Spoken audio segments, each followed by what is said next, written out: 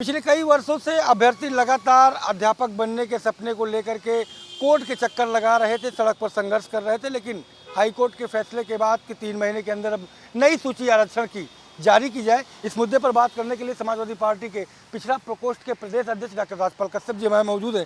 Sir, court के फैसले को आपने देखा होगा तो 69,000 अभ्यर्थी जो शिक्षक हैं उनको बड़ा न्याय मिलने वाला है।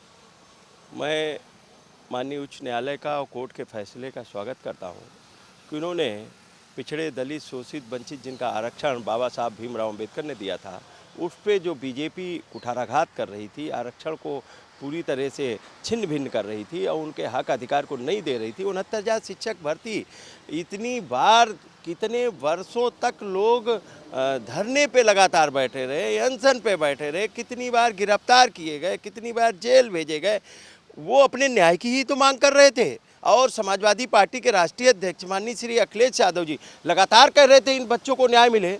आरक्षण में 69,000 शिक्षक भर्ती में घोटाला हुआ है, हम लोग सदन में उठाते रहे, लेकिन कोई सरकार ने सुनवाई नहीं की। और जब 22 में इलेक्शन आया था तो लोग धरने पे बैठे रहे, वोट लेने के लिए तो इन्होंने जांच करवाई और फिर एक लिस्ट भी जारी कर दी कि 6800 लोगों को आरक्षण में जो गड़बड़ियाँ हुई थी, जिनके साथ में अन्याय हुआ, तो उन 6800 लोगों को नौकरियां दी जाएगी। लेकिन चुनाव खत्म, खेल खत्म, फिर लोग धरने पे, मुकदमे लगे लोगों के ऊपर और उन मुकदमों को भी सबको वापस लिया जाए, क्योंकि ये सरकार की घोर लापरवाही। अब एक भर्ती नहीं, इतनी अनेक भर्तियां हैं जिनमें आरक्षण के साथ में खिलवाड़ बीजेपी कर रही है। जो पीडीए के लोग हैं उनके साथ में खिलवाड़ कर रही है, पिछड़े, दलित, आदिवासी अल्पसंख्यकों के हक अधिकार को छीन रही है और ख़त्म कर रही है। अभी तो सीधे प्रदर्शित हो गया कि बीजेपी और योगी सरकार आरक्षण को पूरी तरह से तहस नहस कर दिया है। कुछ सरकारी नौकरियां बची है, उनमें भी आरक्षण नहीं मिल रहा, और नौकरियां प्राइवेट सेक्टर में दिए दे रहे हैं। प्राइवेट सेक्टर में इसलिए दे रहे हैं कि वहाँ पिछड़े दलितों को आरक्षण न मिले, आरक्षण मिलेगा नहीं, इसलिए आउटसोर्सिंग का उस पर दे रहे हैं। और कुछ नौकरियां जो बची हैं जिनमें फार्म डालते हैं लोग, तो उनको आरक्षण घोटाला कर देते हैं।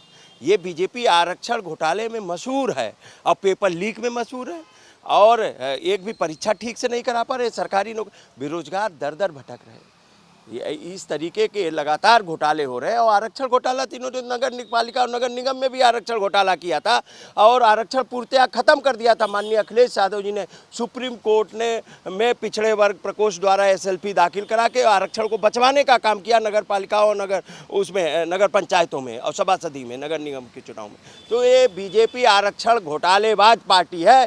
ये हाई कोर्ट और न्यायपालिका ने भी बताने का काम किया है कि बीजेपी ने आरक्षण में घोटाला किया है, और इसीलिए उन्होंने कहा है कि इसकी पुनः पूरी जांच करके और निष्पक्ष करके और जो नई सूची बना के और आरक्षण पूरी तरह से आरक्षण के नियमों का ध्यान में रखकर सूची बनाई जाए। कि शुरुआत की प्रक्रिया से लगातार आप देख रहे हैं, आपको जिस तरीके से कोर्ट ने फैसला दिया है कि 3 महीने में नई सूची जारी की जाए, तो क्या लगता है कि ये सूची सही ढंग की आ पाएगी?